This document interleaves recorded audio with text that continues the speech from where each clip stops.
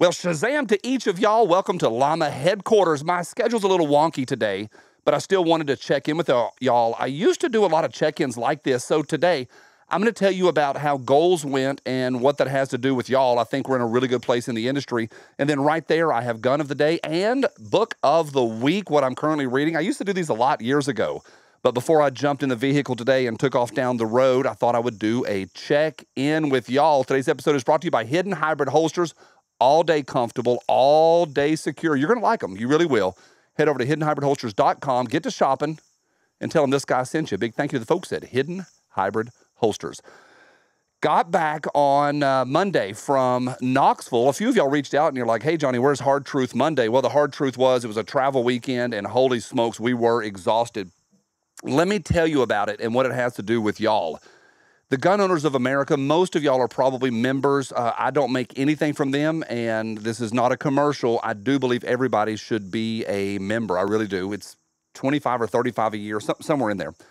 And they had their inaugural convention called Goals in Knoxville. I'm sure y'all saw it. Everybody and their brother was there. Now, these things are important. It is important for folks to get together. It's important for folks to, and it's important, I think, for the manufacturers to get their stuff out there and let us see what they're bringing to market this year or in the coming year, and to see some new stuff that we've never seen before. But more importantly, I think it's important to cross-pollinate and hang out with other like-minded individuals. Now, we're not today, Satan. We're not talking about the NRA today, except for this one sentence, which is the NRA has shat the bed to the point where they are non-viable. And I know the NRA ILA does a lot, but their show I haven't been to in the last 3 years. I cannot with good conscience look y'all in the eye and go to that NRA show.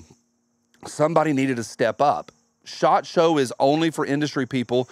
The NRA used to be my favorite show of the year, and it kind of stunk when they went, whoop, because I get to hang out with y'all. It's the people are there. My people are there. And so the GOA stepped up big time in Knoxville. There was a floor for manufacturers, huge floor, I think 200 vendors.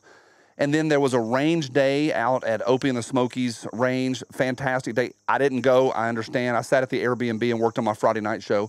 Friday night, we had a comedy show. A lot of y'all were there. So good to see y'all. I'll mention y'all, you people, tomorrow on Spicy Friday. But that was a lot of fun. It really was. Comedy show Friday night live. We did memes live. How fun was that? And then all day Saturday and Sunday, there were panels and classes and people walking the floor and just hanging out with y'all.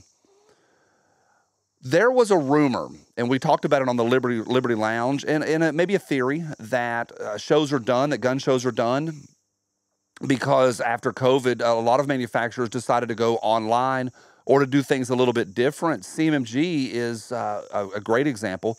During COVID, they built the Outpost, which is a massive range that has a studio in it. It's got a full kitchen in it. I mean, it's really, really cool, and a big range that's loaded in steel. And instead of going to shows and using that budget, they bring creators in now to see their stuff, and that's been a different model. The GOA comes to Knoxville of all places, and they did an outstanding show. We were braced for it to be a poop show because a first-year show just would have hiccups and speed bumps. They knocked it out of the park. Of course, there was stuff. There was a few little things here and there. But overall, like by about halfway through the first day, the creators were looking at each other. We're like, not bad at all. My son rolled in, and after about an hour walking the show, he goes, this is better than another show that used to take place in the fall, not the NRA, but another one. My son goes, this is better than that one. And Jared said that a couple times. Like, this is a pretty good show. Now, what does that have to do with y'all? The cross-pollination is critical. Hanging out with like-minded individuals. Mr. Guns and Gear, the day after the show, came here and hung out. And that morning at breakfast in my kitchen, I said, dude, this stuff matters to me. It really does. And hanging out with you guys matters because I don't, in my day-to-day life, get to hang out with patriots that often. People that love America, yeah. But not zealots or people that are as invested as I feel like I am. And when we cross-pollinate, I think it makes everybody's situation a little bit better, including all of my friends' viewers and subscribers. Why? Well, we get more information. We are less susceptible to rumor. I was thinking about that this morning. Hanging out with these guys, I get a little less susceptible to Facebook rumors. the crazy people on Facebook that are posting everything about MAGA and all of that stuff, which I agree with 99% of it, but there's still some rumors that get out there that are just bull crap lies. And I'm less susceptible when I'm hanging out with guys that are really, really plugged in.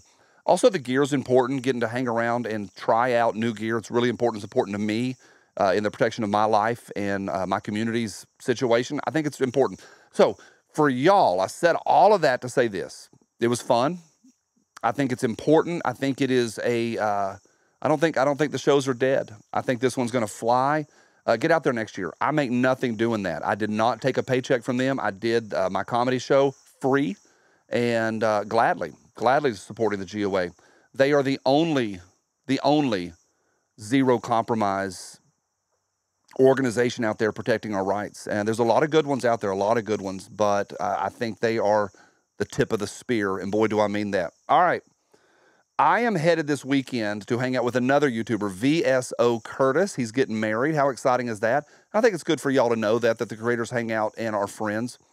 Too many people are like paid shills, and they're just doing it for the money and the free guns. I just went to a big show and met with a lot of manufacturers and a lot of marketing teams who have marketing budget, and I brought home one patch.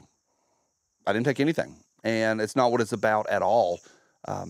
I think it's really important for y'all to know that. I really do. I mean, I've gotten guns before, but it's always been with strings attached.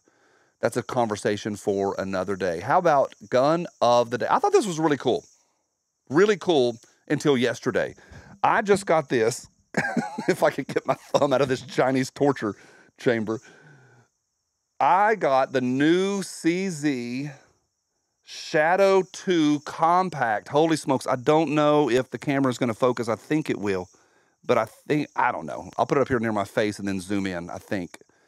This thing's awesome. Holy smokes. It is really, really, I'm trying not to flag myself, but it's really, really good. Fiber optics up front. Those aluminum CZ grips. It's probably blurry. I'm sorry. I'm operating on a skeleton crew here. I really like this. Just got it. Just came out a few months ago. And then Jared posts, we got ours together down at the Volunteer. Then Jared posts a picture yesterday. Check out his Instagram. He sent his off and had it colorized and ported and all sorts of stuff. So this was really cool for about 45 minutes. Thanks, Jared. Book of the week. Y'all know, those of y'all that are on Patreon, y'all know what I've been going through this summer. I have deep dived, and I mean deep dived, aliens, UFOs, Bigfoot, flat Earth. It's not flat. But I've deep dived it and a lot of stuff like the Sumerian text and just a lot of stuff. And it's been a ride. It's been a journey. I almost started a second channel to deal with it, and then I got to a stopping place, and I'm like, I don't know. I talked to the Patreon folks a little bit about that. This book is American Cosmic UFOs, Religion, and Technology by D.W. Pasulka. I think that's how you say her name. She's a professor at the University of North Carolina in Wilmington. She is a religion professor and researcher, and she, in 2012, started researching aliens as a possible future religion, in that beings of light come to Earth, allegedly, and people eventually start worshiping it. And it was interesting. It kind of rustled my jimmies for a minute, and then she started bringing all this biblical stuff in. She's like, well, angels are beings of light, and God's a God of light, and maybe somebody would worship an alien. So I'm halfway through her first book. I have her second book sitting on my nightstand. I'm going to go through that too. So it's been interesting. I don't have a value statement for you. I don't have a conclusion. I don't have thoughts for you. Other than that, this is what I'm currently reading. It's super, super interesting, and I don't know what to do with it. I'll be back tomorrow on Spicy Friday from me to you here at Llama HQ. We'll see you soon.